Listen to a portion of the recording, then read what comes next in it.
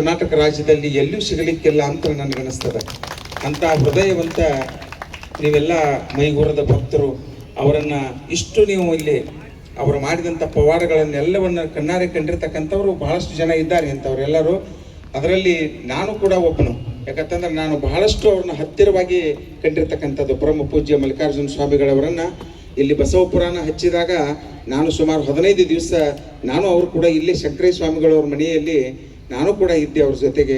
ಹೀಗಾಗಿ ಆ ಪೂಜ್ಯರನ್ನು ಬಹಳ ಹತ್ತಿರದಿಂದ ಕಂಡಾಗ ಬಹುಶಃ ನನಗನ್ನಿಸ್ತದ ಅವರ ತದ್ರೂಪವೇ ಆ ಪಾತ್ರಧಾರಿಗಳು ಇವತ್ತು ಮಲ್ಲಿಕಾರ್ಜುನ ಮಹಾಸ್ವಾಮಿಗಳನ್ನ ನೋಡಿದ ಹಾಗೆ ನಮಗೆಲ್ಲ ಆಯಿತು. ಈ ತಂಡದ ಈ ನಿರ್ದೇಶಕರಾಗಿರ್ತಕ್ಕಂಥ ಮಂಜು ಅವರಿಗೆ ನಾನು ಅನಂತ ವಂದನೆಗಳನ್ನು ಮತ್ತು ಅವ್ರ ಕೃತಜ್ಞತೆ ಹೇಳ್ತಾ ಇದ್ದೀನಿ. ಪರಮ ಪೂಜ್ಯ ಮಲ್ಲಿಕಾರ್ಜುನ ಸ್ವಾಮಿಗಳವರ ಈ ದೃಶ್ಯಗಳನ್ನು ಸೆರೆ ಹಿಡಿದು ಬಹಳಷ್ಟು ಕಷ್ಟಪಟ್ಟಿರ್ತಕ್ಕಂಥವ್ರು ನಮ್ಮ ಶಿಶು ಕವಿ ಪ್ರಕಾಶ್ ಅವರು. ಬಹಳಷ್ಟು ಢವಳೇಶ್ವರಕ್ಕೆ 1 ವರ್ಷ ತಿರುಗಾಡಿದ್ದಾರೆ ಅವರು.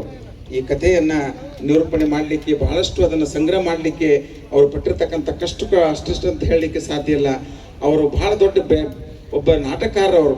ಹಾಗೆ ನಮ್ಮ PB ದುತ್ತರಿಗೆ ಅವರು, ಕಂದಗಲ್ ಹನುಮಂತರಾಯರು ಹೇಗೆ ನಮ್ಮ ಬಾಗಲಕೋಟೆ ಜಿಲ್ಲೆಯಲ್ಲಿ ನಾಟಕಕಾರರಾಗಿ ಇವತ್ತೇನು ಪರಿಣಮಿಸಿದ್ದಾರೆ, ಆ ಸಾಲಿನಲ್ಲೇ ನಮ್ಮ ಪ್ರಕಾಶ್ ಅವ್ರನ್ನು ಕೂಡ ಮುಂದಿನ ದಿನಮಾನದಲ್ಲಿ ನೀವೆಲ್ಲರೂ ಕಾಣ್ತಾ ಇದ್ದೀವಿ ಅನ್ನುವಂಥದ್ದನ್ನು ಇವತ್ತು ನಾನು ಇಲ್ಲಿ ಹೇಳ್ತಾ ಇದ್ದೀನಿ. ಯಾಕಂತಂದ್ರೆ ಇದು ಸಾಮಾನ್ಯವಾದದ್ದಲ್ಲ. ಇಂಥ ಒಂದು ಪೌರಾಣಿಕ ಕಥೆಯನ್ನು ಚಿತ್ರಿಸೋದಂದ್ರೆ ಸಾಮಾನ್ಯವಾದದ್ದಲ್ಲ. ಅದನ್ನು ರಂಗಭೂಮಿಯಲ್ಲಿ ತರುವುದನ್ನು ಕೂಡ ಅಷ್ಟೇ ಸಾಧ್ಯವಾದದ್ದಲ್ಲ. ಅದನ್ನು ನಮ್ಮ ನಿನಾಸಂ ಎಲ್ಲ ತರಬೇತಿದಾರರು ಮತ್ತು ಮಂಜು ಅವರ ಮಾರ್ಗದರ್ಶನದಲ್ಲಿ ಇದು ಬಳ್ಳಾರಿಯ ಎಲ್ಲ ತಂಡದವರು ಮಾಡಿರುವುದನ್ನು ಭಾಳ ನಿಜವಾಗಿ ಕೂಡ ಇದು ಅದ್ಭುತವಾಗಿರ್ತಕ್ಕಂಥ ನಾಟಕ ಅಂತೇಳಿ ಹೇಳ್ತಾ ಅವರೆಲ್ಲರಿಗೂ ವಂದನೆಗಳನ್ನು ಹೇಳ್ತಾ ಇದ್ದೀನಿ. ಧನ್ಯವಾದಗಳು ಸರ್.